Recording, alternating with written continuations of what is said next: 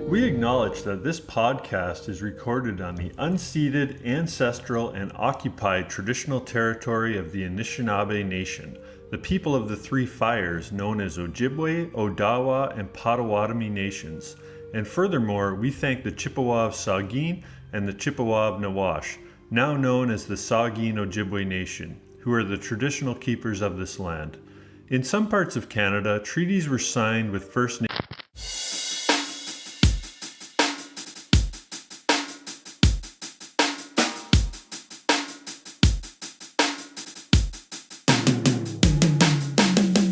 Lake Erie is a beloved and indispensable part of our lives. As the most biologically diverse Great Lake, a major drinking water source, and the site of countless memories made, Lake Erie is essential to not only humans, but the well-being of our entire ecosystem. But the health of our lake is currently under serious pressure from annual, often toxic algal blooms that threaten aquatic animal and human health. It's threatened by plastics pollution that is accumulating at an alarming rate, and finally, by invasive species that's disrupting the ecosystem's balance. The compounding pressures of climate change also makes matters worse. In order to recover and prosper, Lake Erie needs our attention and help.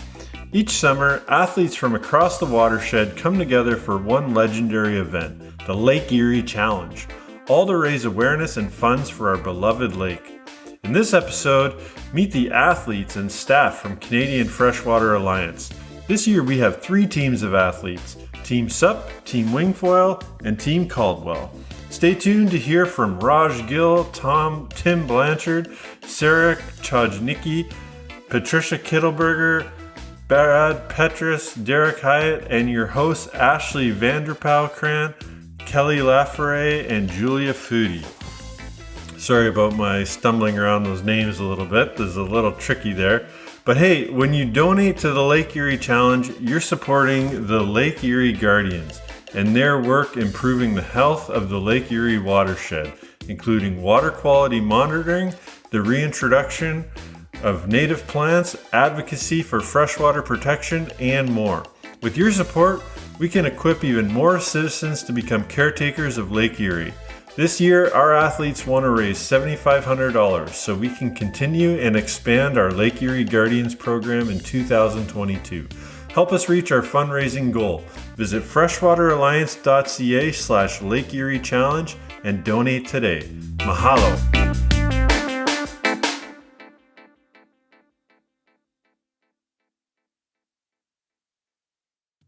Hey, it's Ashley here, and I'm here with Raj today, and we're going to be chatting a little bit about the Lake Erie Challenge. So, Raj, do you mind starting us off by telling us a little bit about yourself and the challenge? Sure. Thanks, Ashley. So my name is Raj Gill. I'm the Great Lakes Program Director at the Canadian Freshwater Alliance. And part of my work is working on Lake Erie and highlighting some of the issues and making progress on the health of Lake Erie. And that's where the Lake Erie Challenge comes in. A few years ago, I was working with some recreational businesses and groups, and one of the swimmers, Josh Reed, who I had invited to meet with, sort of after the meeting was like, Raj, I've got this crazy idea. And so he kind of called me and texted me, and it's like, come on, no, we really got to talk about this. And so the idea really started with Josh 4 years ago, and he's like, I love swimming. That's what I know. I love the lake. I don't know all the issues about the lake, but I certainly love the lake. And how can I help, and how can we work together doing what I love to do, which is swimming in the lake? And so the Lake Erie Challenge, the idea for the challenge came about that year, 4 years ago. And essentially what it was Josh and 3 other swimmers, and they decided to do a 24-hour swim in the lake, stopping at 10 different locations. So they started in the Detroit River. I think it was like 5:30 in the morning and ended at around 5:36 was when their last swim started at Crystal Beach at the east end of the lake. And so that was the origins of the Lake Erie Challenge. And really what it was a combination of celebrating the lake. And so it was sort of it's both a love letter to the lake as well as a call to action, right? And so like, man, this lake's amazing. This is how we use it. This is what we love about it. Here's all the amazing wildlife and amazing qualities of the lake. And also here's some of the issues that it's facing and raising awareness about the issues. And so really it's combining those two pieces together, and making it a celebration and a call to action. That's awesome. So it started as a swim, but this year we're venturing into the 4th year, and it's evolved a little bit from that. Can you tell us a little bit about how it's grown? Mm-hmm. Yeah. So every year the Lake Erie Challenge is different in terms of the activities that are undertaken, and it keeps it fresh, and it also highlights the different ways people use the lake and participate and love the lake. And so this year, it's a combination of stand-up paddleboarding and wing foiling, as well as some canoeing. And so it's going to be at the other end of the lake. First year was all over the lake. Then the second year was the east end of the lake. And now we're moving to the west end of the lake. So it'll start around Cedar Beach. And the wing foilers are going from Cedar Beach to Pelee Island and back. And the stand-up paddleboarders are going from Cedar Beach to Leamington. And then there's a youth team from Caldwell First Nation that'll be sort of paddling in the last 4 kilometers with the stand-up paddleboarders from the marina, approximately the marina in Leamington, over to Pelee Wings. Awesome. And it's all, while the structure of it has changed, the cause is all the same. We're raising awareness, and they're doing a little bit of fundraising as well. Is that right? That's right. So it's, it's every year it evolves, and certainly COVID's thrown some curveballs, but nonetheless we move on. And so this year, as I mentioned, Pelee Wings is the end location. They've jumped on board because, as an outdoor store that loves to get people out on the lake, whether it be for bird watching or for paddling, the lake's health is near and dear to their heart. And so they've partnered with us this year to help raise awareness, and they'll be, hosting the athletes for a barbecue at the end of the day, as well as doing some sup and sip events and that kind of stuff to raise money for the event. As well as Pelee Island Winery actually is another big partner this year. They've given us a donation for the cause, and are also going to be writing some blog posts and doing some social media about what the lake means to them, why it's so important, the lake's health, raising awareness.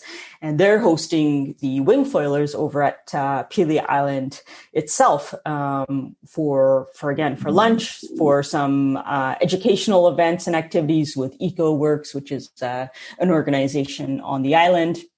And so I could go on and on about all the amazing partners, and maybe I'll leave it there, but certainly head on over to our website if you want to learn more. But just, it's a great way to bring the community together and just show all the different aspects, right? From wineries to outdoor stores to NGOs and community groups to the Lake Erie Guardians, which is where, you mentioned the fundraising piece. That's where the raised funds go towards every year from the challenge. Awesome. And you've touched on this a little bit, but we know there are some problems facing Lake Erie. Can you dive into what those are and why it's important that we tackle them? Mm-hmm. So one of the big issues that's sort of near and dear to my heart, and I think many of the athletes as well, is the algae blooms that sort of plague the lake every year. Certainly the western end of the lake experiences harmful algae blooms that can sometimes be toxic, and have been in past years been toxic. So, several years ago, it actually, the bloom was so bad, it shut the drinking water supply to the city of Toledo. So over 400,000 people in the city were without water. That's on the U.S. side. People on Pelee Island were also affected and couldn't use their tap water. And so that's a big issue. If you swim in that kind of water, you can get sick. It's a neurotoxin. Every year there's animals that die just from swimming in the lake, both Lake Erie or anywhere else where there's toxic algae blooms. And so that's certainly a big issue for us, and a big concern for residents and athletes. There's also a different kind of algae bloom on the east end of the lake called Cladophora, which again just really fouls the beaches. It's harmful for wildlife, and so makes it hard for shorebirds to nest, and can cause botulism and all kinds of stuff in wildlife. So just really crappy stuff, and something that we can do, that we need better regulation around, that we need the government to take action on to really clean up. Yeah. And could you tell us where that algae is coming from, why these blooms are happening? Mm-hmm. Yeah, so a big part of it is phosphorus, and phosphorus is a nutrient. Big part of it is used on agricultural land to help plants grow, which is great because they need those nutrients to grow. But the same way that they help plants on land grow, they also help the algae in the water grow. And so what you really want to do is keep that phosphorus on the land and prevent it from getting into the water. And so it's a lot of phosphorus management in terms of being careful about how much is being applied, when it's being applied. So that's a big contributor. And then there are also, leaking septic systems. If you're on the water, and you have a septic system that's not being well maintained, our poop and animal poop is all loaded with phosphorus. And we got to keep that out of the water and work hard to do that as well. So that's another source of phosphorus as well. And then climate change doesn't help either, right? Yeah. So how is the Lake Erie Challenge going to help with these issues? Mm-hmm. Yeah. So, I've already mentioned sort of the awareness raising piece, both in terms of different way us and our partners are putting out educational pieces about some of the issues. Certainly media coverage. The athletes like to talk about what's important and raise awareness that way, and the different community groups that get involved. But then the other piece of that is the fundraising. So the funds raised through the Lake Erie Challenge go to support the Lake Erie Guardians. And these are citizens and residents in the community, all, in various communities along Lake Erie that are out there, doing citizen water sampling. So sampling the water, pulling invasive species, doing shoreline restoration, and also helping to raise awareness about what we can do to protect the lake. And then they're also getting involved in advocacy. And that's a piece that we work on as well. So really trying to improve government policy and action and ensure that the government is committing funds towards cleaning up Lake Erie, towards protecting it, towards helping farmers implement best practices that will keep the phosphorus on the land and prevent it from getting in the water, supporting communities, supporting farmers, supporting landowners to do what's right by the lake. Awesome. So it sounds like you're really taking a multi-pronged approach to capture a bunch of different not capture, but it sounds like you're taking a multi-pronged approach to the problems that are facing Lake Erie, which is what you would have to do when you have so many things going on. Well, absolutely, right? It's like what happens on land is what affects the quality of the water. And, with a third of the population of the Great Lakes watershed living around Lake Erie, both on the U.S., Canadian side, it's going to take all our communities to actually protect the lake. Awesome. Well, thank you so much for joining us today, Raj. And where can we find more information about the Lake Erie Challenge? So if you go to lakeeriechallenge.ca, that'll give you a whole lot more info. Awesome. Thanks. So thank you again for being here with us today, Tim. And I was wondering if you could start with telling us a little bit about yourself, your hometown, your sport that you'll be participating in the challenge with, and your age, if you're willing to share. Okay. My name is Tim Blanchard. I'm 46, and I'm from Puce, a little town just outside of Windsor. I grew up there. It's not that far from Lake St. Clair, so I grew up just kind of down the road from the lake. And I started windsurfing in high school, and then traveled after university and lived out west and got into kiting. And then last couple of years, we've been kind of experimenting with foiling and now wing foiling. Cool. And so wing foiling is when the board has the other, I call it a mini board attached to the bottom of it, but I know that's not right at all. It's basically an airplane under the board, basically, and it allows the board to rise up out of the water. Mm-hmm. So It provides lift. And so in the kind of the sailing world, it's been around for a while. They've kind of been experimenting with the hydrofoils with like racing sailboats. And that's kind of where that kind of got into the kind of kiting and windsurfing, and now the wing foiling realm of water sports. Cool. And wing foiling is a pretty new sport overall. Do you know anything about the history of it? Can you tell us a little bit about the history of it?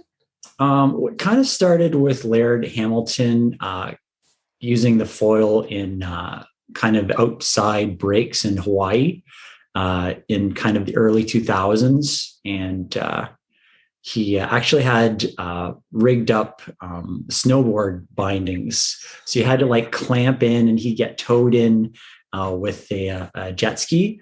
And that kind of, there was some people that kind of caught on in Hawaii for a while, but it was really difficult because you were like basically, attached directly to the board. So if you wiped out, you were like stuck upside down under the water, and only the true like professional watermen were kind of experimenting it.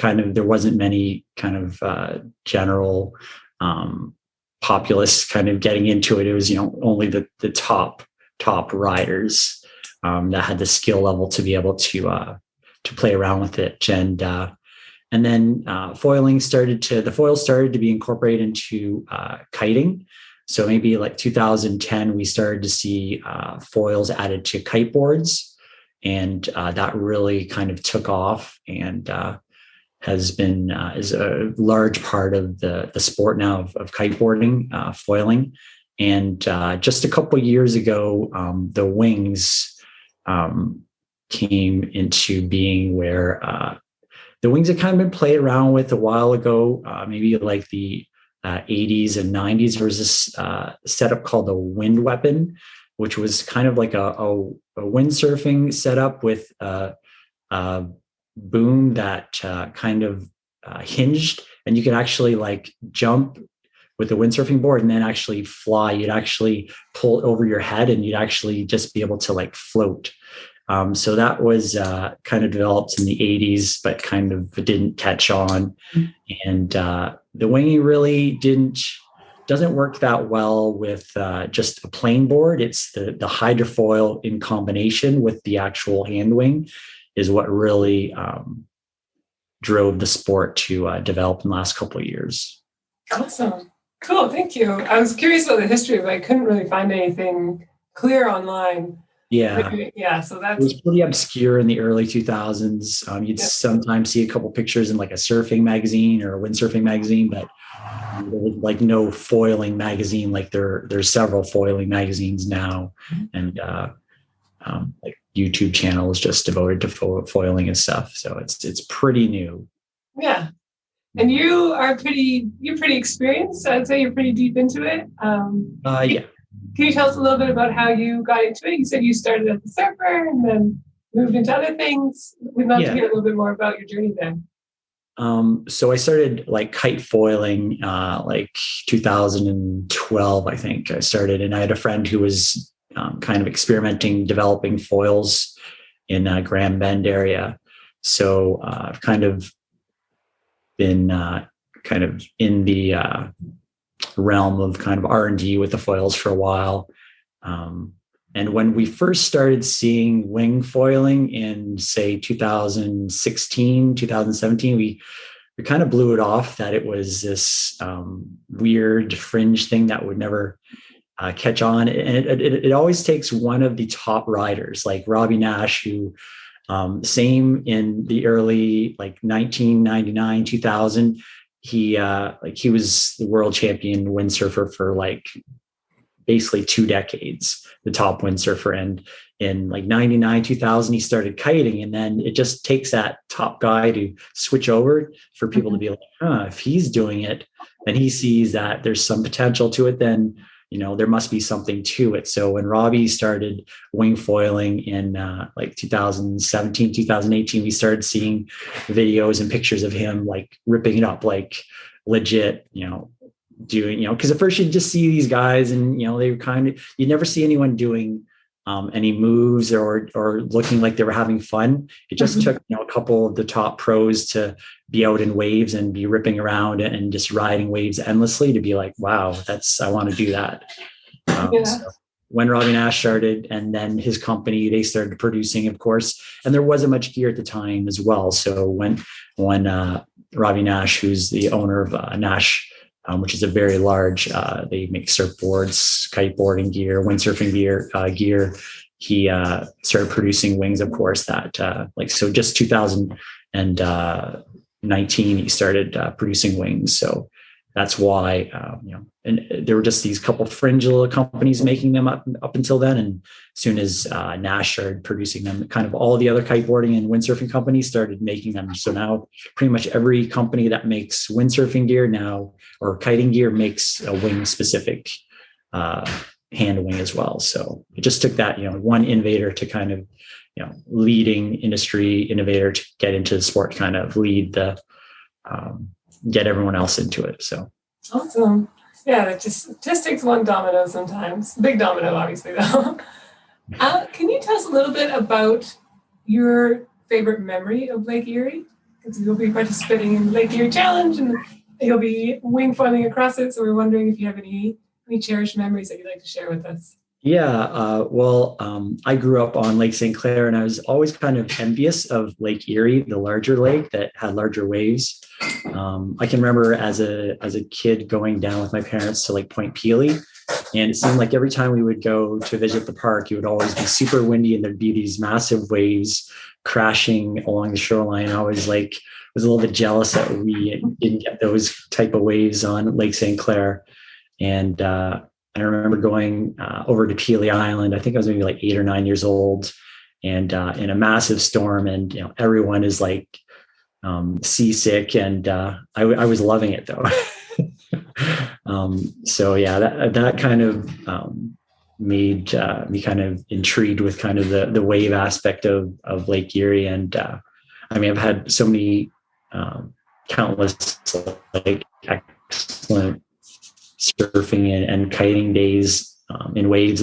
It's hard to even think of the top memories I have. But yeah, those early memories of Lake Erie definitely stick in my mind. The ferry ride and just always going to Point Pelee and seeing these massive waves crashing, especially a lot more would have been in the mid 80s when the record high levels were also present. So when there was like a lot of flooding on the shoreline areas and such. So it seemed much more intense than especially thinking back as a childhood memory. But so I've always kind of had this fascination with waves, and I think that kind of developed it.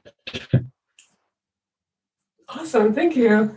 Yeah, that'd be crazy. They have these massive waves, and you're this little kid watching them go. Especially along Sea Cliff Drive, just outside of Leamington. It's like the cottages are literally like right on the lake.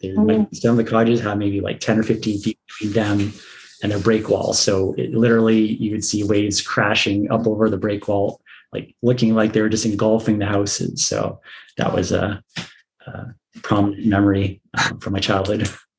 I've talked to a few of you Lake Erie Challenge athletes now, and you've all been very like, oh, the storms are amazing. Like they blew my mind. And I think there's some thread that's bringing you all together there. Definitely. Can you tell us a little bit about why you wanted to get involved in the Lake Erie Challenge this year?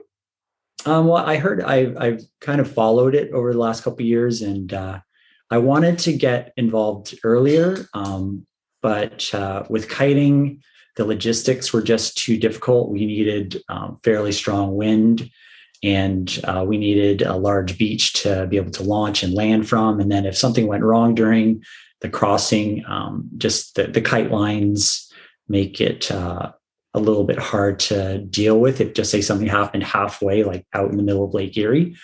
But with the wing foiling, it's a lot of those logistical issues are eliminated.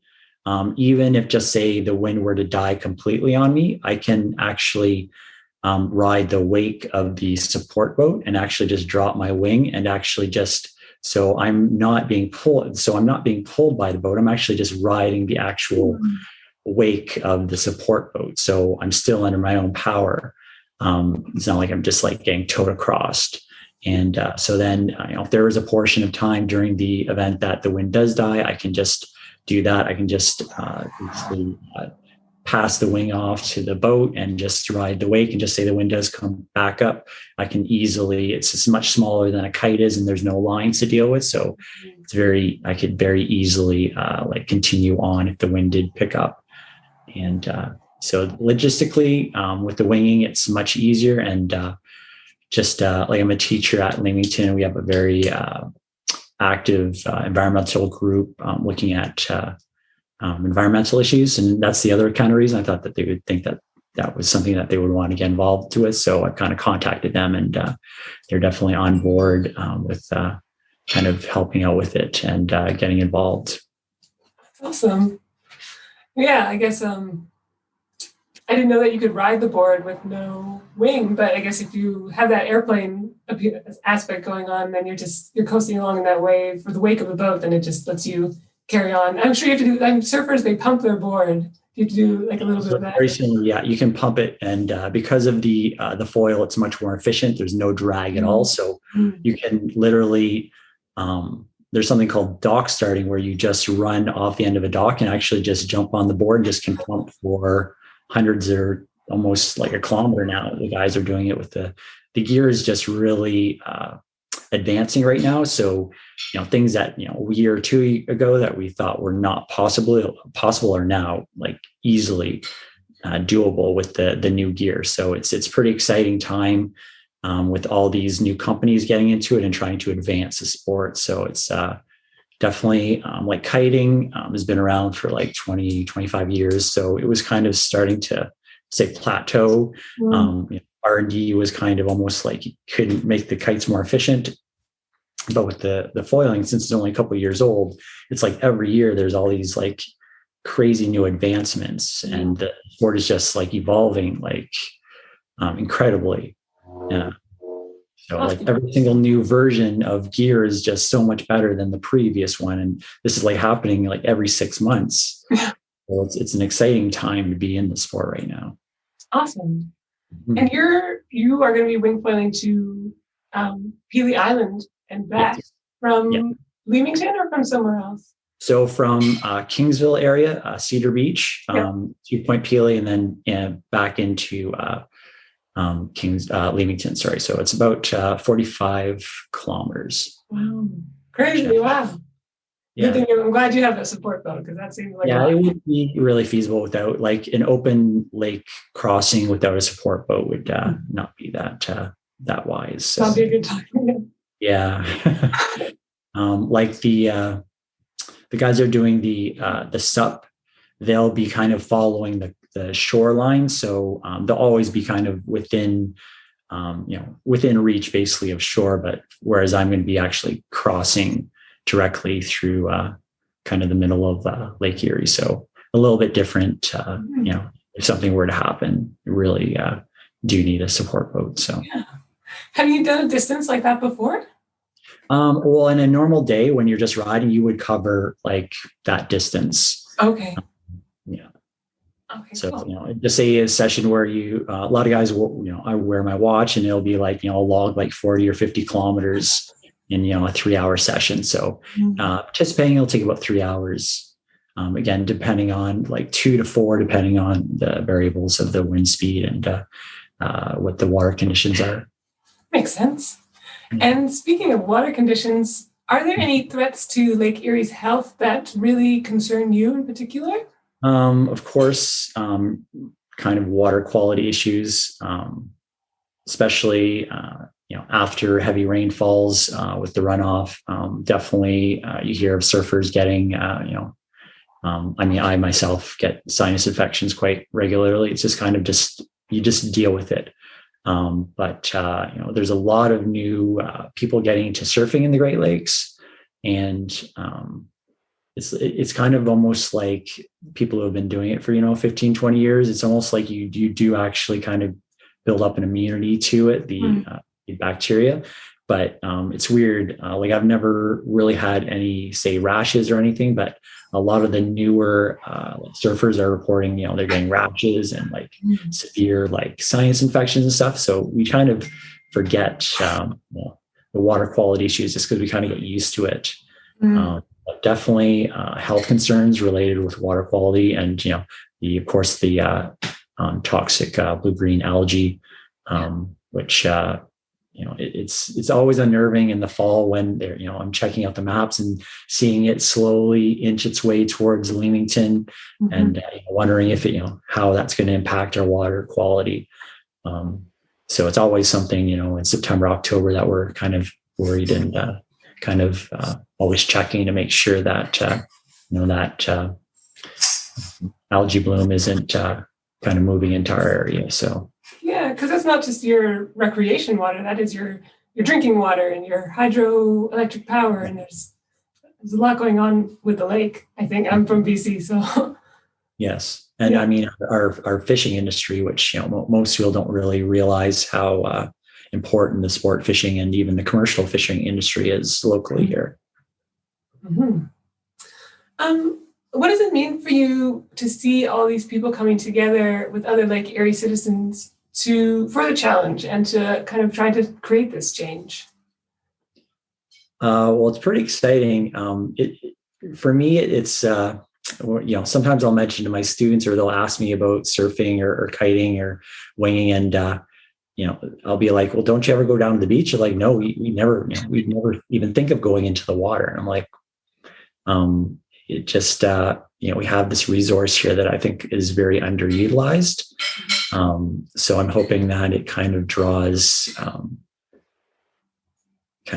interest into the water body that we have. Like, we do have a fairly large stand-up paddleboarding community that's kind of been developed over the past couple of years, but like the general public, a lot of general public don't really know about it. It's kind of like almost like an underground scene. So I think that'll kind of hopefully help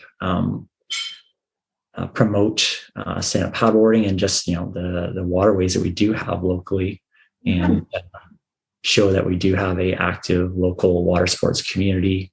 And like stores like PLA Wings are really working hard to get people out and enjoying the resource that we do have. And when people appreciate it more when they're actually out in the water. If you never spend any time in the water, when you say you just throw something out and it ends up going into the storm sewer and then out into the lake, you don't really think about. But when you're spending as much time in the water as we are, it's something that's always on your mind. It's directly going to impact me.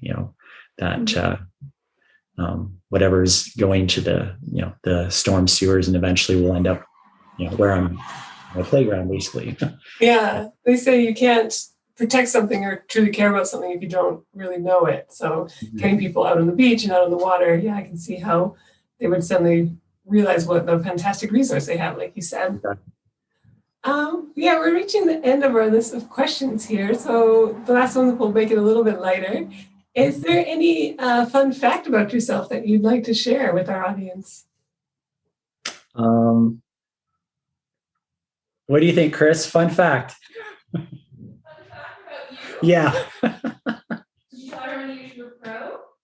Oh, I used to be, I was a pro kite surfer for several years.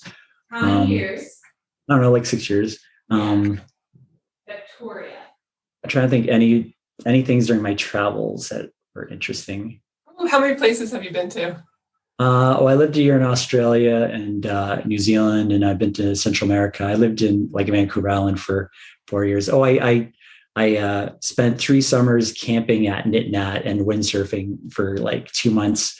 Actually, the 1 year, I think it would have been 99, I kited 40 days in a row. Oh my gosh. At Nitnat, which is just an amazing place on the west coast of Vancouver Island. I once got detained in customs in New Zealand. Dare I ask why?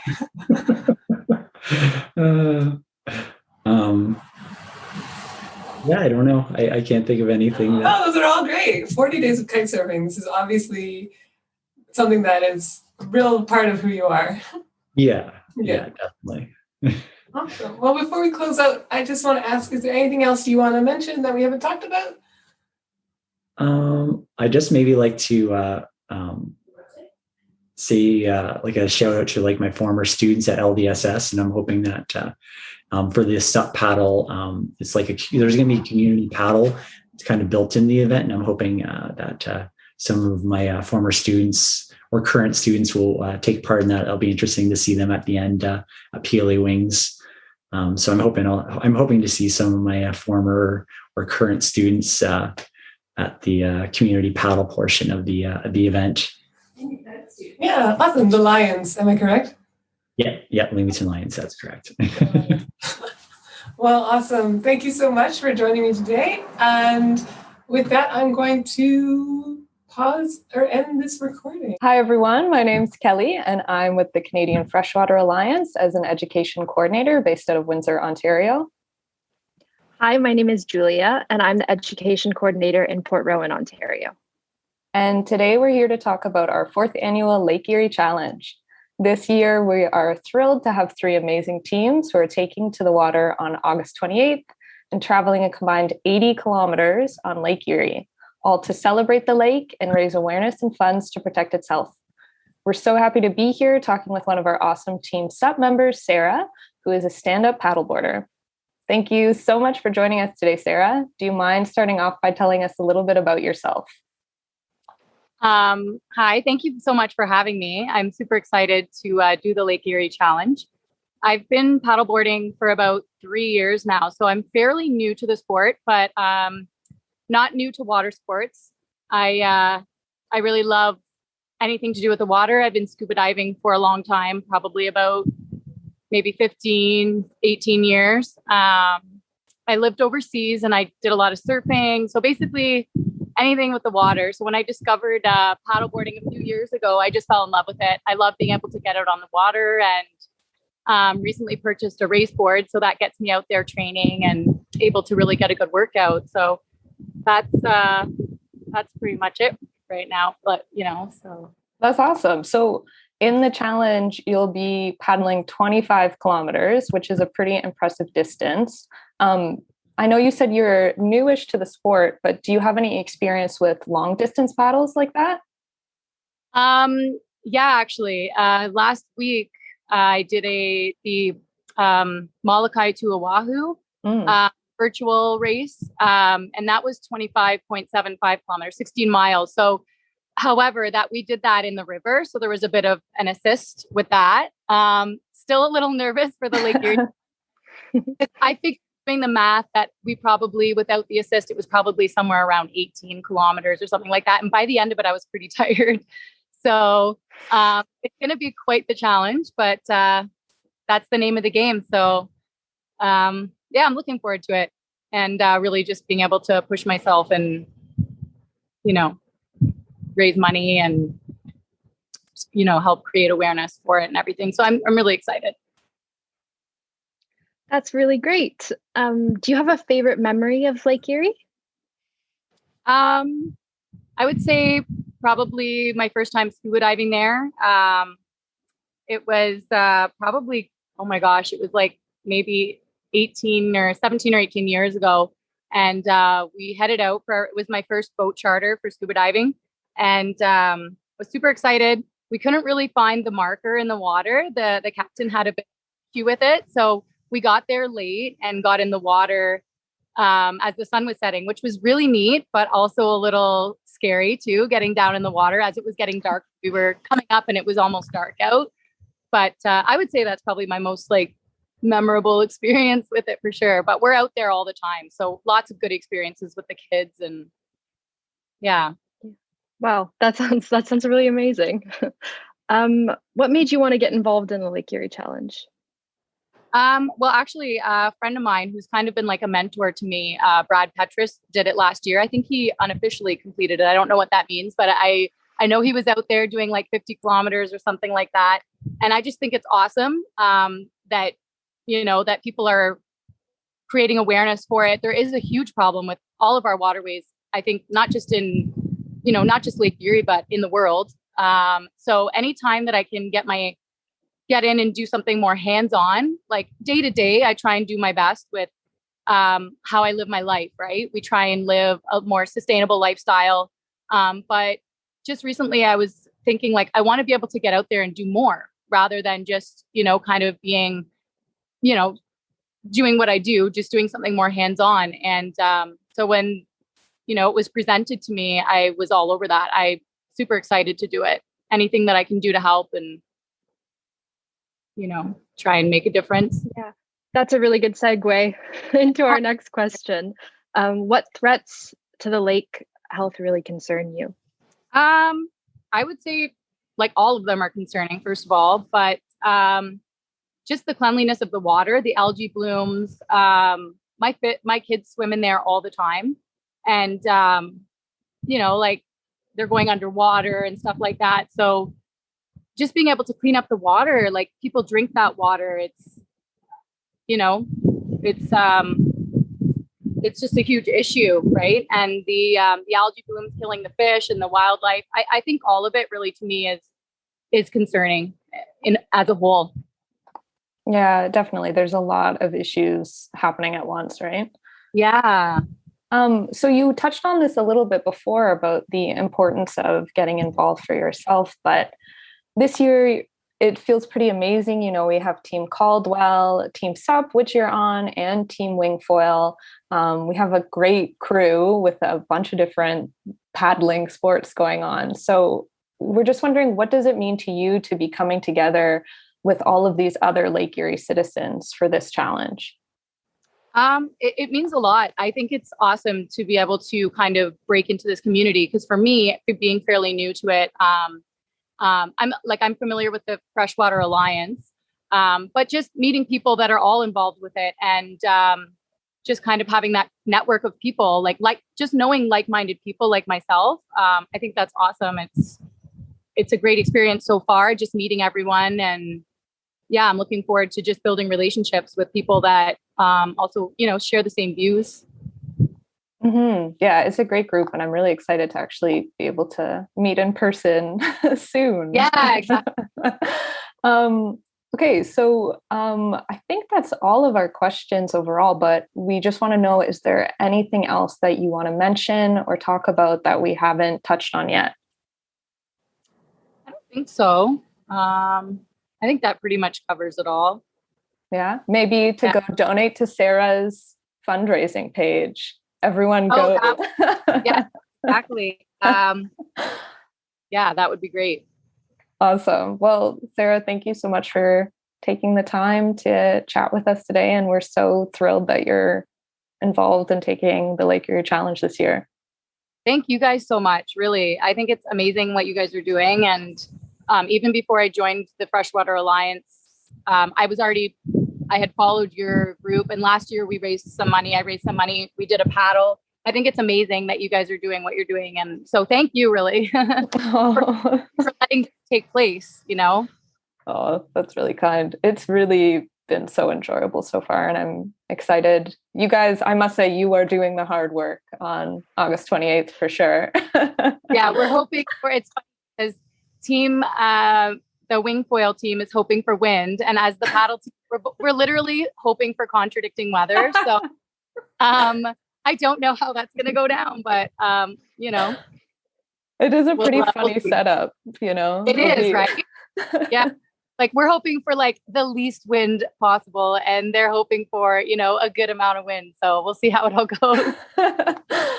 Oh man. Yeah, Julia, are there any other points that we haven't touched on? No, I think that's everything. Thank you so much, Sarah. Thank you guys. I'm glad that we finally made it happen. I've been waiting to everything on social media. So this is good because it's getting down to crunch time now, and I want to start raising some money. For sure. Yeah, we can be sure to send you an email as soon as it's up on our website, the article. Awesome. All right. Well, thank you so much. Okay. Thank you guys. See you soon. Take care. Bye. Bye. Bye. All right. So I was wondering if you could start by telling us a little bit about yourself, your name, your hometown, the sport you'll be doing in the challenge, and if you're comfortable sharing your age as well with us. Sure. Yeah, absolutely. So my name, Patricia Kittleberger. I was born and raised in St. Thomas, Ontario. However, I've spent many years in other places across Canada. So I've also lived in Calgary and Winnipeg as well. The sport that I'm going to be doing in the challenge is paddleboarding. So SUP, I'll be part of Team SUP, working with the Caldwell youth in the final 5 kilometers of the challenge, which I'm so excited about. And my age, I am 44 years old. So I know some of the team members are a bit younger than me. So I'm hoping to be able to keep up to the younger group, but I'm really excited to be a part of it. And we're so excited to have you. I really feel like, I'm not sure about the age of everyone, but I feel like it's skewing towards the 40s, which I think is really awesome, like why, no need to slow down or stop, just keep going. Can you tell us a little bit about your story with stand-up paddleboarding and how you got into it? Yeah, absolutely. So paddleboarding for me, I've been doing this for about 3 or 4 years. I was kind of thinking about this. When did I start paddling? And I started actually traveling with a group that's called Wild Women Expeditions. I got caught up with them and I attended this event that they were holding in Parry Sound called Women on Water. And I was really interested in the event because it was all primarily women and it was a skills sort of weekend where they teach you how to paddleboard or kayak or canoe, whatever your interest was linked with. And so I booked this weekend for myself and I went up there and I was introduced to paddling with that group and I immediately fell in love with it.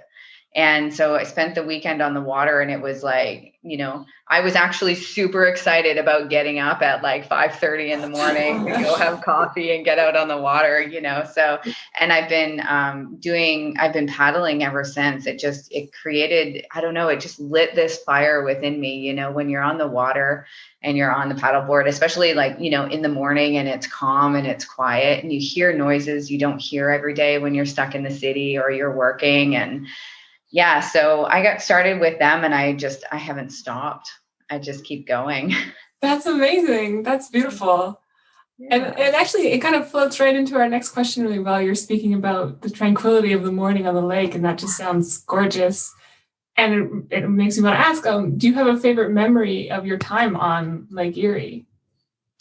On Lake Erie, wow. And I was thinking about that because when I was first introduced to paddling, it was primarily just on smaller bodies of water that always were very calm.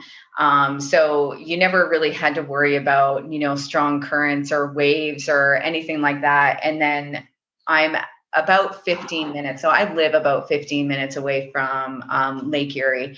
I'm really close to Port Bruce and Port Stanley. So I started initially paddling in Port Bruce. That was where I was spending a lot of my time. And it became more of, you get your solace of going out on the board in Lake Erie. And one of my favorite memories was going out there and it was later in the day, not getting quite dark, but it was later in the day. And I took a paddle towards the cliffs. I'm not sure if you're familiar with the area, but I was taking a paddle towards the cliffs in Port Bruce, and there's a lot of clay and things like that, but the water was very calm and there wasn't many people around and it was so quiet. And I laid out on my board and was staring up at the sky, and wherever I looked, there was water, the cliffs. It was just absolutely beautiful. And it was the first time I could honestly say my mind just closed out everything. And it was just absolute quiet in the mind. And I went, how could people not love this? And so that was my first experience in Lake Erie on the board, where I really started to kind of cruise around and get the feeling for it, was with those cliffs there. But that's when I noticed that it's changing. that there's a lot of change happening in Lake Erie. So because I grew up in the area, I was thinking back to how much it has actually changed, with the cliffs falling away, with the water levels changing. That particular area has lost probably half of its beach. So there's a couple of facets to that sort of fascinate me. Is the power of water. I think that we as humans completely underestimate. But then there's also, the changing of the environment. I think that's, a lot related to how we treat the areas, but also, just climate in general and the effects that these powerful forces have on the earth. And until you sit back and think about, your childhood, about, oh my gosh, it used to look like this, or I remember when, and you start having these conversations with people. And then I think that's when you really realize the depth in which our lakes have actually changed, quite a bit. So you've been able to see those changes happening. That's crazy. What's the time span for that you were seeing these cliffs and experiencing them and then noticing that these changes are happening? Has that been a few years, or has that been a little bit longer than that? It's been a few years that I would say that I've actually spent time focusing on and noticing the changes within the lakes and the areas surrounding the lakes. I think before that, it's always kind of been there, the dynamics in which they change.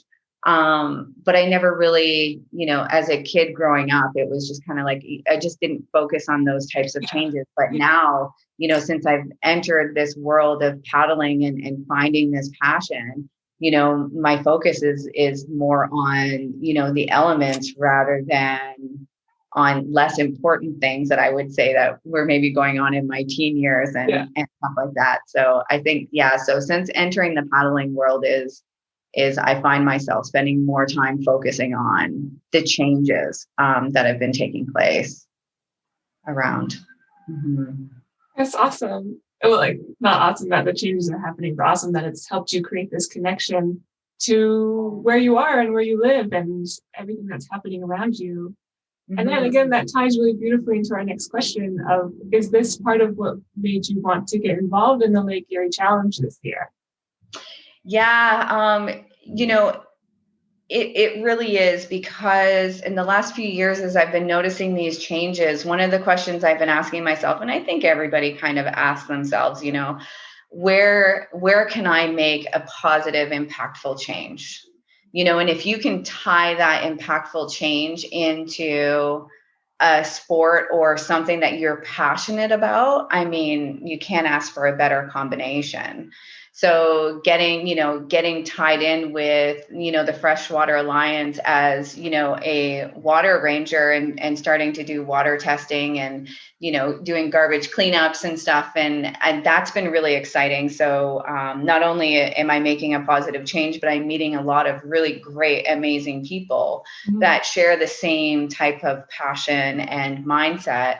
But the challenge itself for me it was exciting for me from a few different aspects, actually, because the involvement with the First Nations group in this particular challenge is a passion of mine.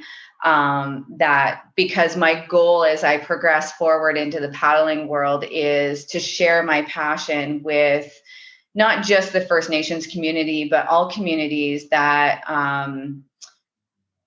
would not otherwise be able to be exposed to these types of sports, whether it be financially or community involvement, or whether it be, the inability to not know that this even exists. So part of my passion is kind of bring this sport to those types of communities moving forward. And then in behind that, you meet a lot of really amazing people that, they all have the same passion for what you're doing. You can learn new things. So with the paddling, I met Derik. I took one of his courses because, Lake Erie has a number of different, ways in which it shows itself. So it can be very calm waters, it can be wavy waters, and you can have a lot of, fun when you're out there paddling. So one of the things that a friend of mine and I decided to do was we wanted to learn how to surf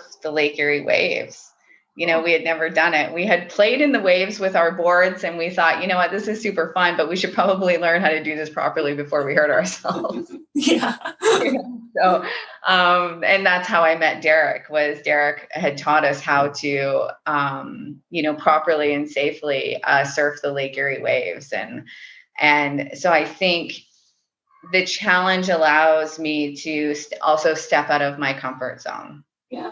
And I think everybody kind of needs to learn to do that, to feel that adrenaline rush, to learn that new sport, to figure out, if you don't already know, how amazing this particular element is, that's a part of our world if you've never experienced it, and how much fun you can have. It's so fun. Yeah, I've actually been inspired. I don't live near a big lake or anything, but my partner and I are trying to find paddle boards. Everything's sold out right now, but we want to go paddling like the rivers and everything near our new place. I would love to circle back for just a second. You are talking about how you want to bring paddleboarding in the sport to communities that don't usually have access to it. And in particular, you've brought in the Caldwell First Nation, and they're going to be paddling the final 5 kilometers with you and the athletes. Yeah. Can you tell me a little bit about how that all came about to be this year? Yeah, absolutely. So to tie kind of Derik into the conversation, when I first met Derik, and we had learned that he and I shared, the First Nations background. He had attended a number of First Nations schools growing up, and then myself being a part of the Caldwell First Nation. That created the connection between us. And as we talked about our passion for paddleboarding and what we wanted to do, we found ourselves in this position where we both really wanted to bring this sport to, the nations that, a lot of nations don't have a lot of funding available.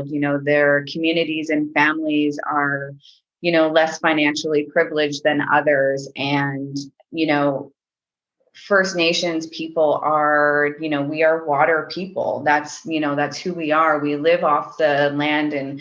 And I think that, knowing that and doing that, and the kind of joy that this sport and the water brings to me, I want to find a way to share that with these communities. So having the youth involved was something that we thought, there's nobody else is offering this to the youth, or even to adults in general. So when we first talked to Caldwell First Nation about being a part of this challenge, the goal was to be able to introduce this sport and the love of Lake Erie to the youth, to safely teach them how to enjoy the waters, see them, they may have never been able to experience or see what wing foiling is, or, surfing, or even, being on a paddleboard. So it was exciting for me to be able to, work with the next generation of people,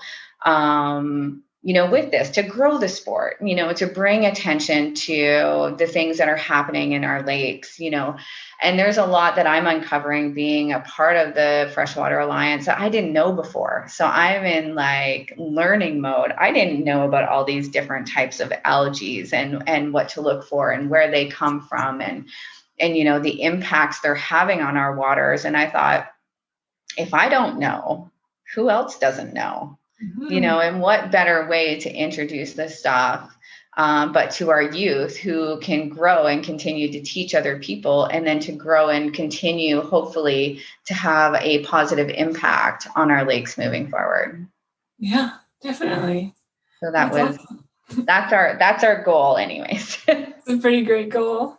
Yeah. The youth, what youth are doing around the world right now, like at home and everywhere, is so inspiring. They're rising up in a way that I've never encountered before, and I'm just they're so inspiring. So that's awesome. Oh, absolutely. Helping They have more motivation than I did when I was a youth. I tell you. Yeah. When you said you're like not that paying attention to things going on in your teenage years, I was like, yes, I relate. Yeah, there's a great group coming up. I'm excited to see what they do. Yeah. Tying into that, you mentioned a little bit about learning about the problems that Lake Erie is facing. And are there any threats to Lake Erie that really concern you in particular?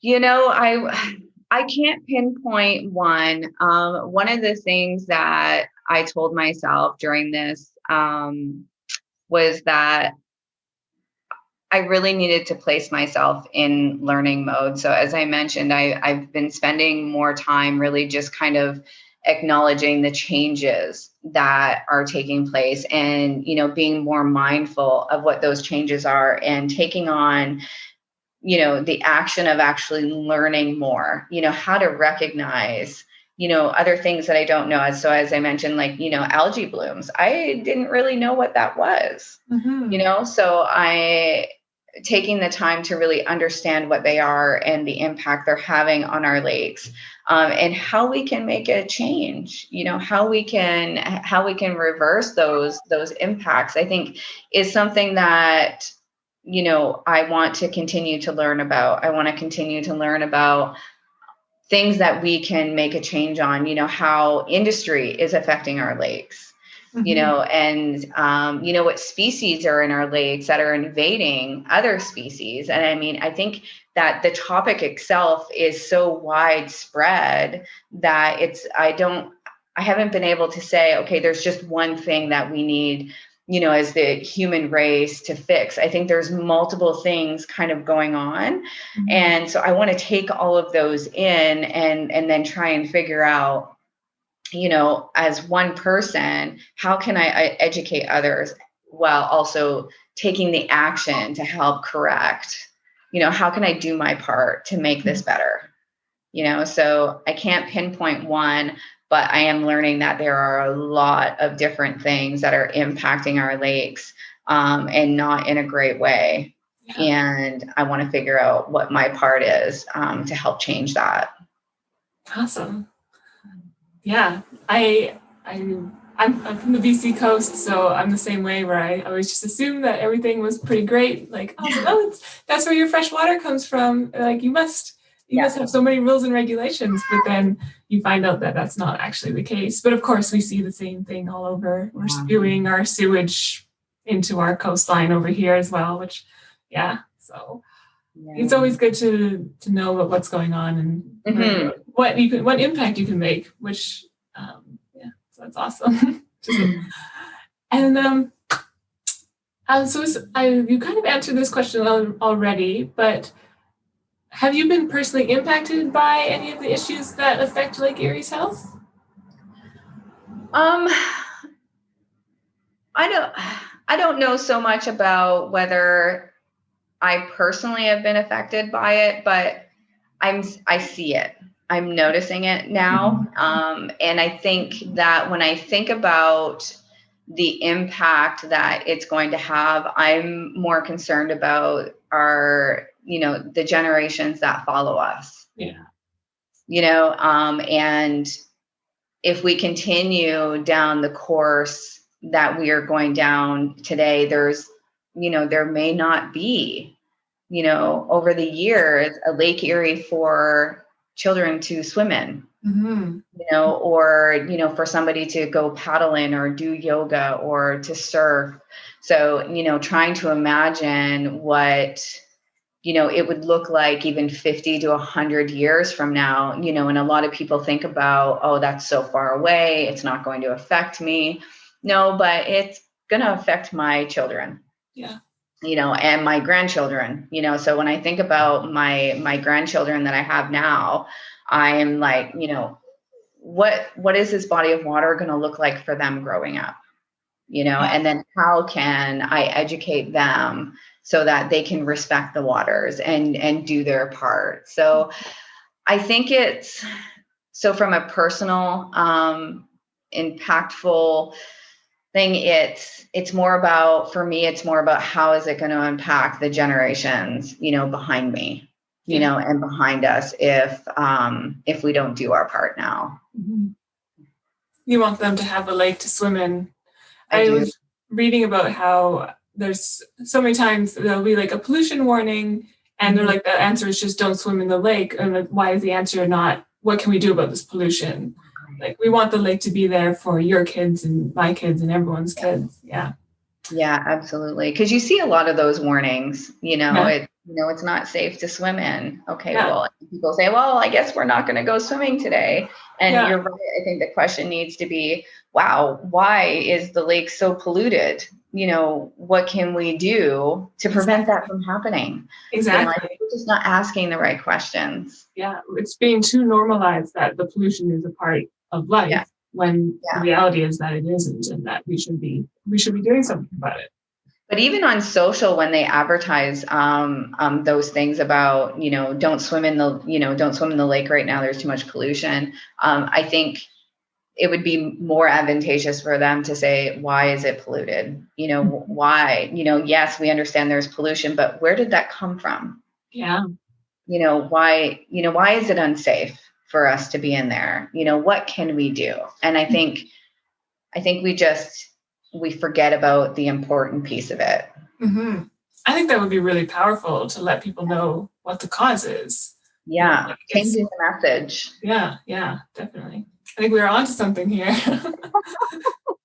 think we are too. Yeah, we'll have to keep this in mind. So one of our final questions is, what does it mean for you to come together with other Lake Erie citizens for this challenge? Oh my goodness. It's opened me up to, you know, this whole world. You know, I see, you know, when I talk to the folks that are involved in this challenge, and you can see the excitement and the passion in their expressions, you know, coming up with different ideas to, you know, how do we get the message out? You know, how do we bring this very important event to people's awareness, so that they know that these things are happening? Is, you know, it's absolutely amazing to me that I'm very honored and privileged to be able to be a part of this challenge. And I hope that through this challenge, that the part that I'm going to play, you know, will impact the people that I know, and maybe the people that I don't know. It's going to bring awareness, you know, and I think that even though the challenge itself is sort of spread over a day, and it's going to be an amazing challenge and fun and absolutely physically challenging, I don't think it stops there. You know, it can't stop at that day. It needs to continue on. We need to continue to spread the awareness outside of the challenge. I think the challenge and the people that are involved in the challenge are all, like, you know, big-hearted, wonderful people with the same goals as everybody else, is to share the passion for the sport and to bring awareness, you know, to this, you know, to Lake Erie and the challenges that the lake has itself. I think I'm just really honored to be a part of it, and just really, like, excited to learn more about it, so that I can teach, you know, people that I know about what I've learned. It's awesome. Just radiating out from the central point to everybody, to all your networks and communities. Fantastic. Well, thank you so much.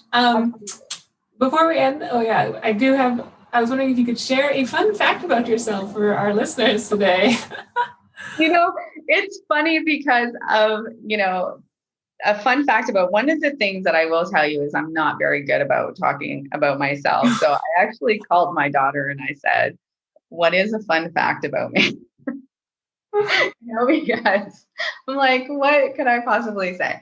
But I think that for me, I'm really lighthearted kind of person. I love to go with the flow. I love to, you know, the turtle is sort of who I am, you know, and that's the best way she said I could describe you. Mom, you're like a turtle. You just kind of go with the flow. You love the water and, you know, just kind of being around and stuff, which is super exciting. But one of the things, just like outside of paddling, is, so I'm an adventure junkie.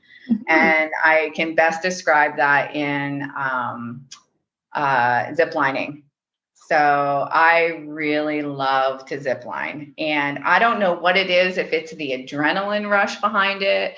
But yeah, if there's a zip line, I'm doing it, and it's like the speed, the wind in the air. But one of the most memorable, zip lining experiences I had was when I went to Los Cabos a couple of years ago.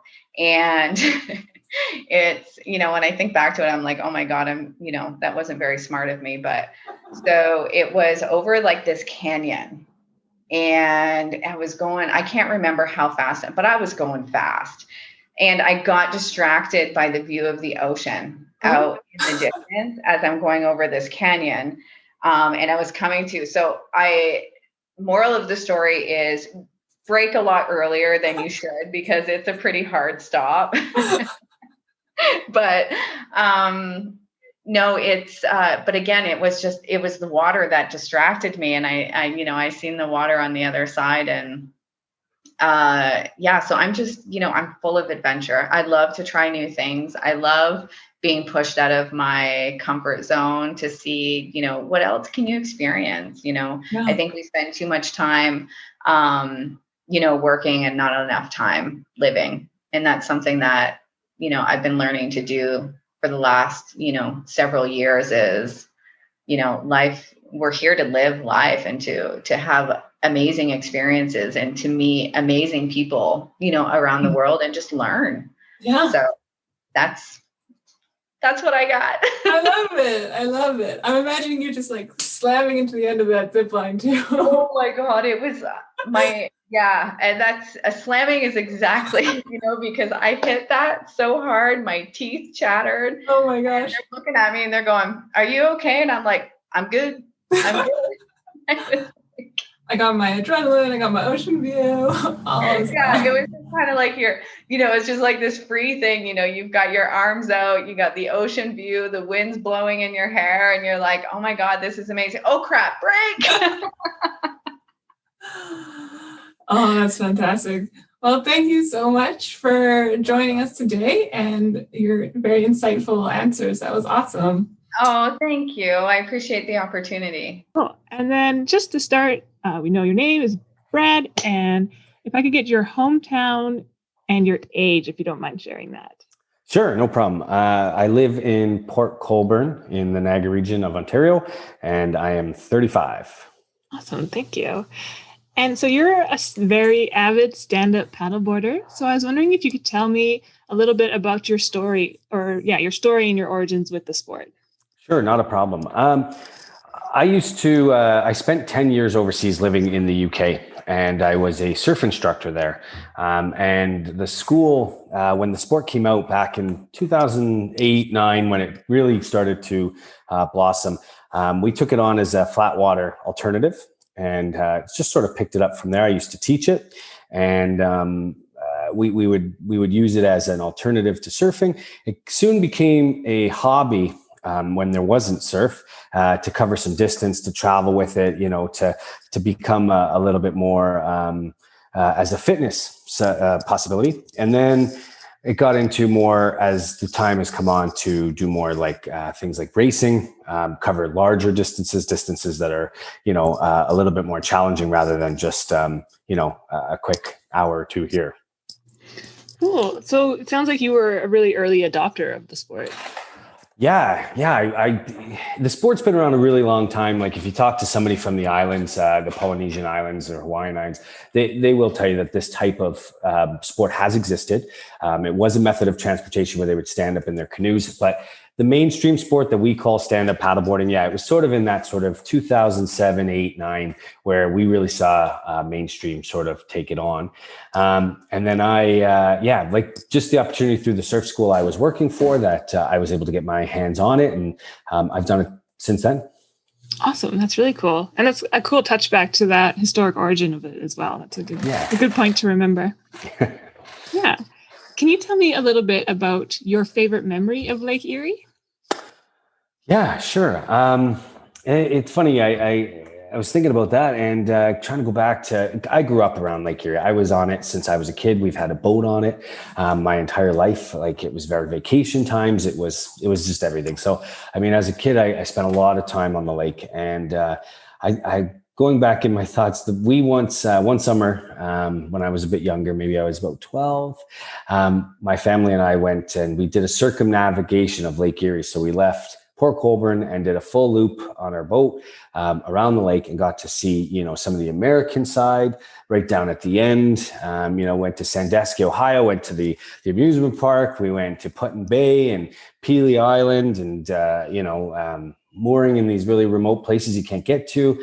And it just felt like you were like in an adventure. You felt like you were overseas, cruising the, pine tree Bahamas. So it was just a really cool memory I remember as a kid. That's awesome. How long did that take you to go all the way around? We did 3 weeks. 3 weeks. 3 weeks, and we were able to do it. You couldn't stay long anywhere, but there was some places you didn't want to stay long. Some that were, we spent a few nights, more than one. But yeah, it was a really cool trip. That sounds fantastic. That's amazing. Were you sailing or were you in a speedboat? No, it was a powerboat. It Okay, was a live-aboard powerboat. It had to be sizable enough to fare the weather, but also house 4 of us. Oh, yeah, of course. Awesome. And I've heard that you've had a little bit of an interesting history with the Lake Erie Challenge and how you got involved with it. So can you tell us about that? Sure. I'm not sure which capacity I'm allowed to say this, but so basically I stumbled across it. So as a surfer, I'm part of a surf club called the Wildwood Surf Club. Wildwood Surf Club is established on Lake Erie in the 60s, and it's one of the longest standing surf clubs of the Great Lakes. And as a club, we're very conscientious about, the health of the Great Lakes because of the fact that we're engulfed in them, we're in them, right? So for the last few years, we do beach cleanups and do, certain incentives to make sure that we're doing our best to clean up where we can locally. So as I was doing a lot of racing last summer, virtual racing, because of the first year of COVID, but I came across the Freshwater Alliance and I just followed them on Instagram and followed them on Facebook. And then I saw that the Lake Erie Challenge, but it was based down at the west end of Lake Erie, and I couldn't make the event. So I reached out to the organization and said, listen, I can't come down there. But at that point, they had 50 kilometers was the goal, and they were splitting it up between swimmers, kayakers, and a couple of paddleboarders. I said, listen, I want to generate some money. I have an organization group around here that we kind of do this anyways, and I want to raise some money, and I want to send it to you guys. I said, but I want to do the 50 kilometers on my own. I'm going to do the whole distance as a paddler, just because I didn't have anybody here from the Freshwater Alliance. So I was an unofficial member. It wasn't sanctioned, but they let me bolt on because I raised a couple of bucks, and I did it on the same day as the rest of the athletes did, and I was able to paddle. I did 50 kilometers, and it took me just somewhere in the 5.5 hour range, almost 6 hours. Wow.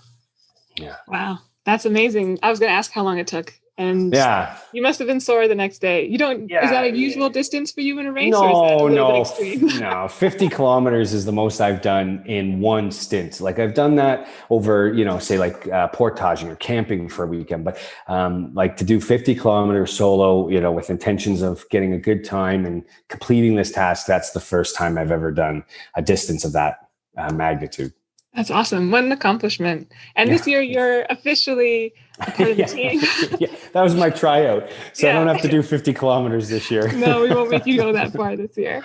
Oh, that's awesome. Yeah. But you touched on this a little bit with, you were talking about that surf organization that you're a part of, but there's a lot of threats to Lake Erie's health. And are there any in particular that really concern you personally? Yeah, it's one of those things you take for granted. The lake is there. Everybody knows it's there, and we shouldn't pollute in it, shouldn't do this, shouldn't do that. And nobody really understands how it directly affects them. I work in a mechanical business, and, we have down here in the Niagara region, we have Lake Erie, the Niagara River, and Lake Ontario, all within 30 minutes of each other. So this waterway system is in our community. And a lot of people don't understand, that it produces power. It produces wastewater solutions, all the drinking water. So, when you think of it like that and you think, well, geez, your entire area, your life does have the Great Lakes involvement. And you start to think, well, what's the best thing for it?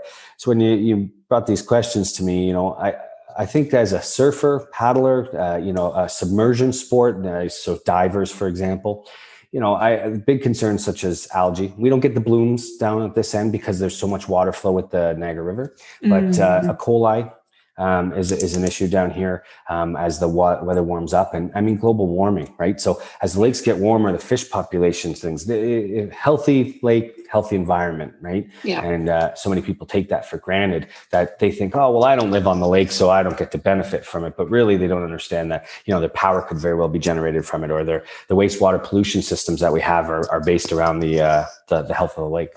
Yeah, it's so true. And you definitely, I think it's the same all over. As I said, I'm from BC. People just take for granted what we have here.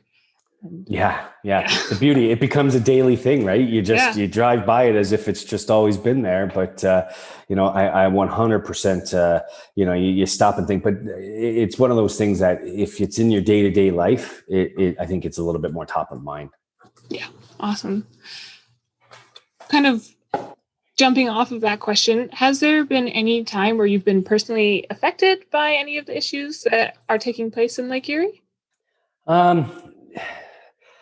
Not directly affected in terms where it, for example, put me in hospital or anything like that. I think, again, it's just a lot of little illnesses amongst fellow surfers, family members, just from, poor water quality. And, poor choices in the areas that people swim, and knowing that there are key areas that, see more pollution, increased pollution into the lakes, whereas alternate places are cleaner. So that understanding of, the fact that shouldn't be happening, or that, that needs to be massively cut back or reduced. I think that's probably the biggest effect, is just because, I can go surfing in July and August and I'm more likely to get ear infections, eye infections, all these infections because of the quality of water. Well, wow. I mean, that's when everybody puts their kids in the water swimming, and, that's beach days. And, to think that that's the time that people are going to get ill. So that, and I have a young son, and, to me, I think, well, what's going to happen when I'm dead and gone? What's going to happen to my grandchildren or their kids? So we got to continue to look after it now. Yeah, you want them to be able to go into the water too. Exactly. Yeah. Stepping forward from that, what does it mean for you to come together with other Lake Erie citizens for this challenge? Well, I mean, what it means to me, it means that, there's hope. It means that there's other like-minded people out there that are concerned, and that there is a voice. Excuse me. And I mean, getting together and completing something that maybe makes a ripple in people's mindsets, and it touches different communities in different ways and how they are involved. I think it just all helps, right? It's got to help. You think about, they've been talking about plastics, single-use plastics for decades, but all of a sudden in 2020 and, the 20th century, all of a sudden big businesses are starting to reduce their consumption and their output of it. So eventually it's just more and more we do, the more and more we can get done. And, getting together with people like this, just, we're all speaking the same language for the same good cause. Yeah, the beginning of a grassroots organization can grow to be something huge. Yeah, exactly. Right. It doesn't, everybody does their little part of it all, but really, and then you have a power of an organization that possibly could get the message further than, say, you can at your local beach cleanup. Well, hey, why wouldn't you? Right. Mm-hmm. Exactly. Cool. Well, we're going to end it off on a little bit of a lighter note. So I'm wondering if there is a fun fact about yourself that you would like to share with our Do you know audience. what, actually, I made some notes. You asked me to make some, I've looked that over, and I have nothing in that column because I genuinely, I'm not sure what a fun fact would be. So I mean, this will probably need to be edited, but I don't know. I don't know what to put. Do you want something that's, related to what I do, or I don't know. I can ask you a question I'm curious about you that I think would be a fun fact. Please. Yeah. So you're very involved in the water world. How many water sports do you do? How many sports do you do? Yeah. So as a whole, I do so surfing, the stand-up paddleboarding. I sail. We do sailing like racing. which is totally fun. And then there's all the fun stuff like snorkeling, a bit of diving, some fishing. But the main sports would probably be the surfing, sailing, and paddling. Awesome. Well, how can anyone who wants to see all that you're doing, how can they find you online? If you want them to. I by all means, more than happy for anybody. Like I said, it's all about exposure. We want to raise awareness for these types of things. And if anybody looks up anything that I put on social media, they're going to find that I truly am immersed in the in the water and definitely around Lake Erie.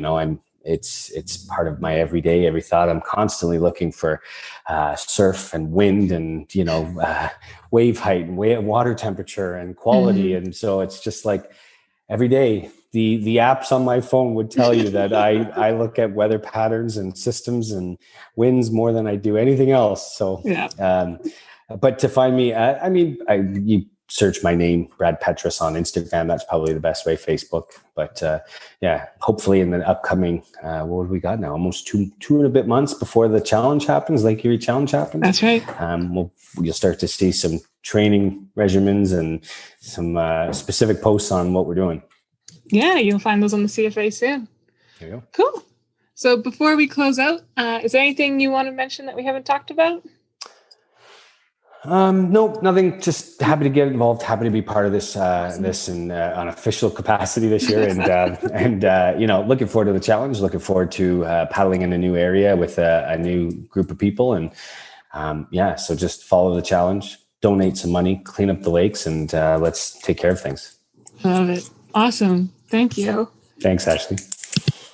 Hello, I'm Ashley. I'm the communications manager at the Canadian Freshwater Alliance, and I'm here with Derik Hyatt. Is that how you say it? That's correct. Perfect. And he is the owner of Freshwater Surf Goods, and we're here to chat a little bit about the Lake Erie Challenge, what it is, what's going to happen, and how he's going to be a part of it. So hi, Derik. Nice to chat with you today. Awesome. Thanks for having me, Ashley. I'm happy to be here. Cool. So I was wondering if we could start with you telling us a little bit about yourself, where you're from, what you do, sports are, and that kind of thing. Sure. It's cool to be on the other end of the recording, so that's pretty fun. So my name is Derik Hyatt. I'm originally from a small town in Ontario called Leamington, the most southern point of Canada. So I grew up there on the shores of Lake Erie. And so, the lake was always an important part of my life. Grew up fishing and going down to Seacliff Park and playing in the water. And then I got in the habit as a kid, anytime there would be a storm or a system come through and the waves were kicking up, I'd like to go down to the beach and I'd just go body surfing and horse around in the water. At that time, I had no idea about the possibility of surfing in the Great Lakes, and stand-up paddleboarding certainly wasn't a thing or around really when I was growing up. But I've been living out in BC for quite a while. For 12 years, I was living in Vancouver up until last summer. So I just returned fairly recently back to Ontario, where I'm running this really cool podcast you're listening to right now called Permastoked, and I teach paddleboard and surfing lessons, typically in Bruce County on the northern Bruce Peninsula. So anybody listening want to come up for a beautiful weekend out on the water, hit me up, freshwatersurfgoods.com. Little plug right off the top. I love it. I actually went to Leamington a while back, and it is known as the tomato capital of the world. Is that true? You're absolutely correct. So Leamington is really positioned nicely in the Great Lakes, where there's really, really great fertile soil there, perfect for growing tomatoes. So it's the tomato capital of Canada. When I grew up, the H.J. Heinz factory was there. Best tomatoes, you'd stop at the roadside stands, those places where you drop a loonie in the glass jar on the honor system and take your tomatoes or cucumbers, and they were just fantastic. And so over the years, whenever I have a tomato from the grocery store, it's just not the same. And we used to have something called the Tomato Fest growing up. It was this festival held every year where they'd stomp tomatoes and throw tomatoes, and we'd have bands and stuff. But sadly, that has gone by the wayside. So, Oh no! yeah, No tomato festival. I know that was a really cool tradition. It's really sad since that plant closed down. The town has really changed in that way, that the industry, it's just really not there as much. In terms of those sort of factory jobs like that, most people would work at one of the big 3 car companies down there in Windsor. Mm-hmm. Otherwise, it's a pretty like blue collar rural area. It's a beautiful place, though. Lots of, obviously, right on the lake and gorgeous sights. And I believe Point Peely's nearby as well, if I'm remembering correctly. That is absolutely correct. Point Peely National Park. Yeah. So there's this sort of almost like a rivalry between Leamington and the neighboring town, claiming who's the most southern town. But Leamington easily wins ever since Point Peely was amalgamated into the township. So there's really no debate anymore. Awesome. Well, it sounds like you have a lot of really great memories from your time growing up there. And I'm wondering if you can tell me, do you have a favorite memory of Lake Erie that really stands out among all of them? Yeah, growing up, I can remember the very first time I went fishing. It was with my stepdad. I was probably 5 or 6 years old, maybe younger, actually, 5 or 6. That sounds about right. And we went out on a boat out in the lake, and I have a picture of that. I caught like 7 fish, and he caught 1. They were all perch and pickerel. So that was sort of one of my earliest introductions, was through my stepdad, but also my father. Actually, I was even younger than 5. This one is the one that really stands out. When I was probably 4 or 5, my dad took me down to a place called East Mercia Beach, which is on the drive to Point Peely. And so anyhow, there was there's these 2 kind of break walls there.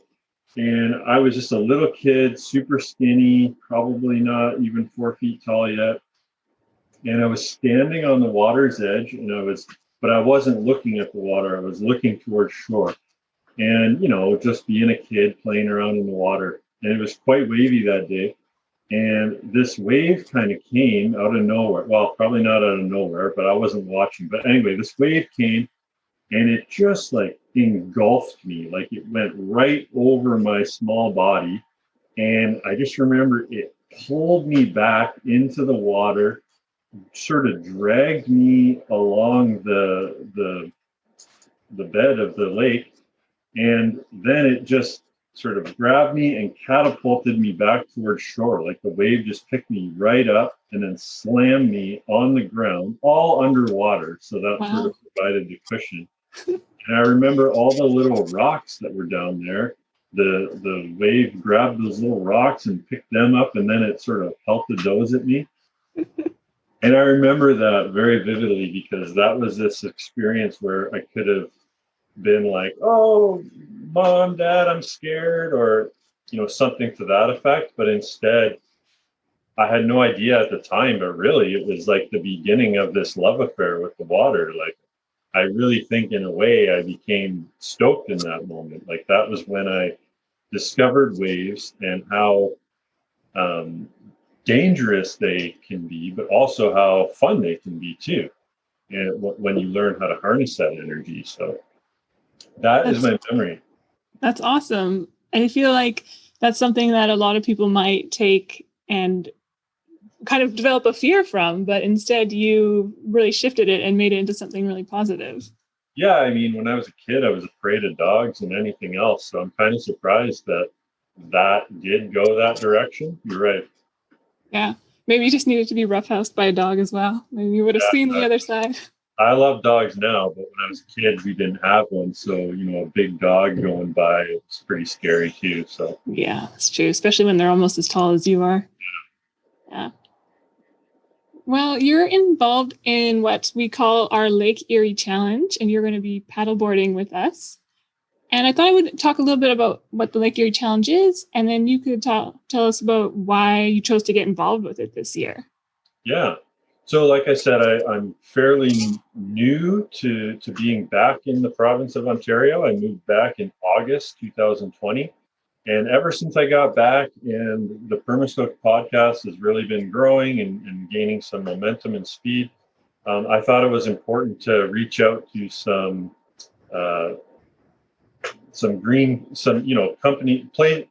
agencies that are doing good work with the water and cleaning up pollution and stuff like that. So I did a podcast recording with Surf Rider.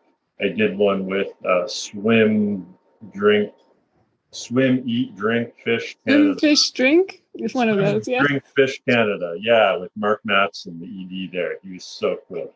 And then I wanted to check out Freshwater Alliance. So when I had a conversation with Raj Gill from Freshwater Alliance just to learn a little bit about what the agency was all about, that's when she brought up to me this idea of the Lake Erie Challenge. And I've been a little slow to get in the water this year. Normally, by this time of year, we are at May 27th. Normally, by this time, I would have been in the water for a couple months already. I'd be in pretty good shape.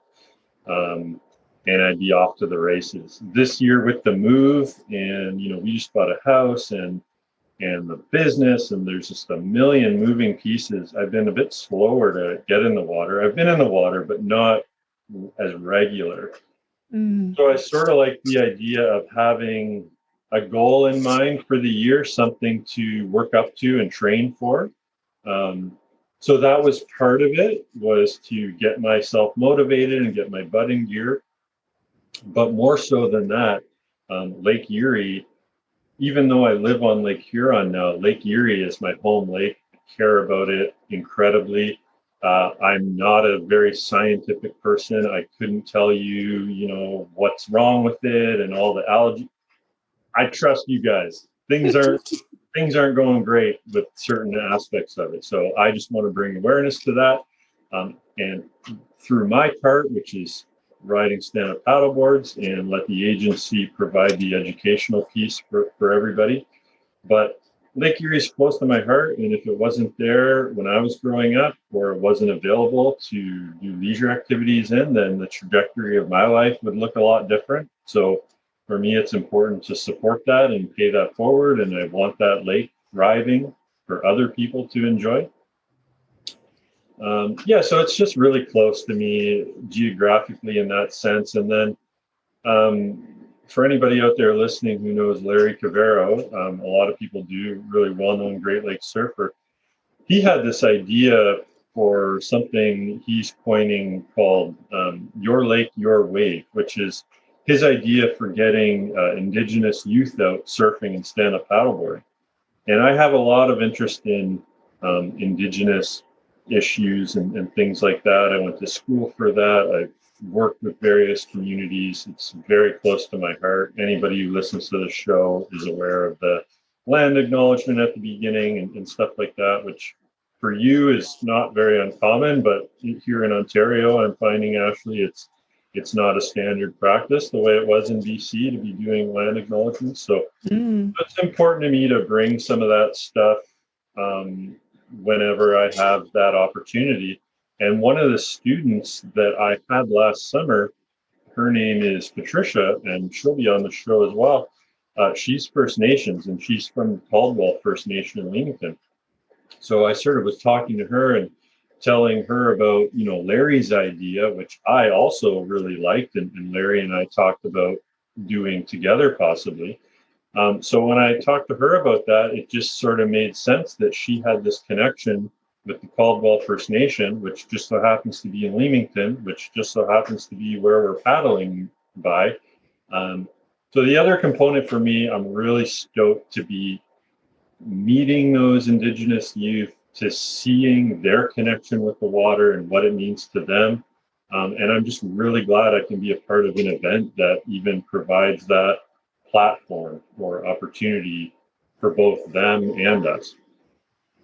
That's awesome. And those Indigenous youth from Codwell, they'll be paddling in for the last couple kilometers of the challenge with you. Is that right?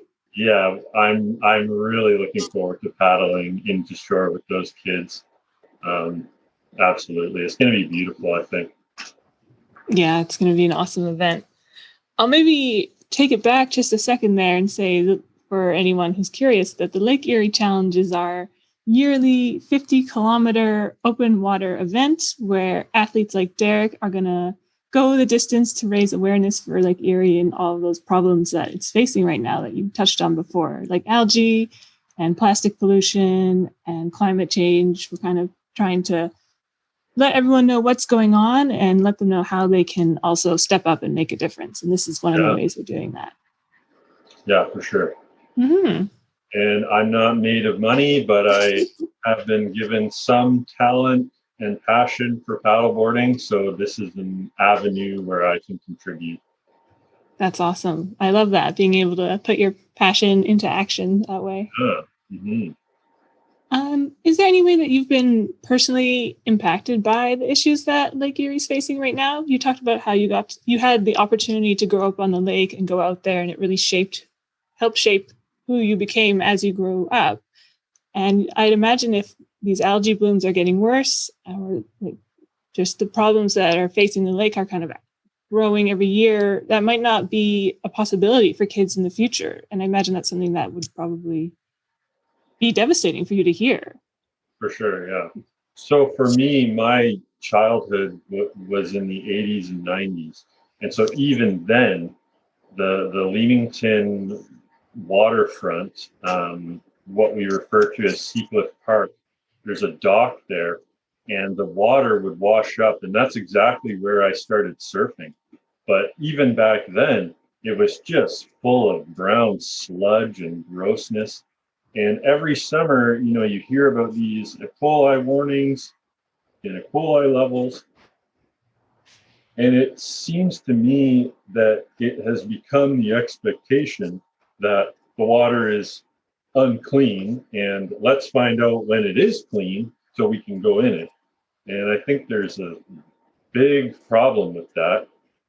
It really should be the other way around. We should be defaulting to a clean lake and being made aware of when it's dirty and what are we going to do about it. So I just really think that that needs to change, and even for people to know that that's not right. That's not normal. And actually, one of the things that I did learn from Swim, Drink, Fish, Mark Matson, that he talked about in another episode, he brings up the fact that typically people just put out these Band-Aid solutions like, oh, no swimming here.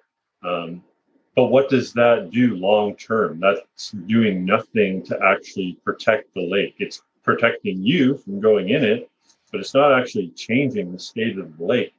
So we need to be doing more. And so this is an opportunity for me to be a part of something that will bring that awareness to the surface. Yeah, definitely. We don't want, and it's not even a solution to say can't swim, because that's just taking the opportunity away. And you don't want to make that become the new normal, or the new, like, which it almost, I would say, is right now. Yeah. Rather than, like you're saying, having that clean space that you can go to and enjoy.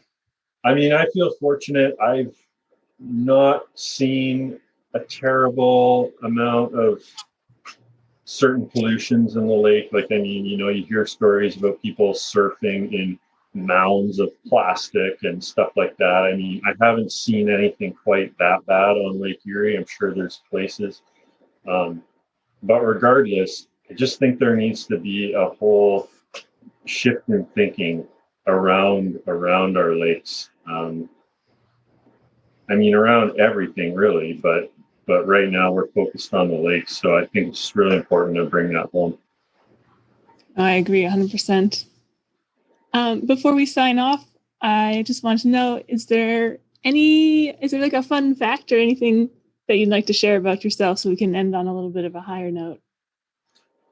Well, I'm sure there's lots of fun facts, but sort of what's come to my mind that you've brought to the attention of my mind another very cool memory, if you will, on Lake Erie. Yeah. Was in the late 90s or early 2000s, one of the two, during one of those tomato festivals I told you about. The Beach Boys actually came and performed. They weren't exactly in their prime. It wasn't the 1960s, but still, it was really cool to have the Beach Boys in our town. And for me, as a surfer and actually like a big fan, like I really like the Beach Boys, I was pretty stoked that they were there. And at one time, the Beach Boys were synonymous with the Beatles, so it's kind of a big deal. So anyhow, me and my friend, we were there that day surfing. There was waves, and the Beach Boys saw us when we came up to shore, and they actually waved us up. So we got to go on stage with our surfboards, and we were dancing around, and it's a big crowd and stuff. And that was just a lot of fun. That was a really cool memory for me. And if anybody's listening to this and you were at that concert, I would love you. There's got to be photos of us, and I've never seen a photo of us, and I'd love to get my hands on a photo of us on stage with the Beach Boys. The highlight really being Mike Love. So anyhow, that was really cool. So that's a fun thing. I performed with the Beach Boys on stage, goofing around on my surfboard. That's awesome. That's amazing. I would love to see that photo of you on your first fishing trip with all those fish you caught. Oh, actually, I could provide that. Yeah. Yeah, please do. That's awesome. Well, thanks, Derik, for being on the podcast today, your own podcast. It was really great chatting with you, and we'll see you at the Lake Erie Challenge. Nice. Thanks, Ashley. Your work that you're doing, it's much appreciated and very much a part of the competition, the event, not the competition. And it's really too bad that you won't be able to be there in person, but thanks for being a part of it anyway. It's my pleasure. Okay.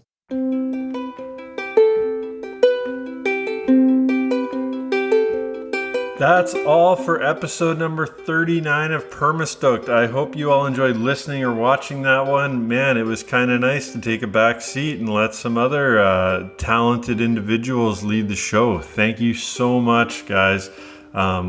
Ashley, Kelly, and Julia, what a fantastic job you guys did hosting this episode. Way to go. Thanks again. Like I said at the top of the show, this year, the Lake Erie Challenge, we're hoping to raise at least $7,500. That's $7,500. That's our goal. And we wish to do this so we can continue and expand our Lake Erie Guardians program throughout 2022. Can't do this without you. Please help us reach our fundraising goal by visiting freshwateralliance.ca/Lake Erie Challenge and donate today. Mahalo.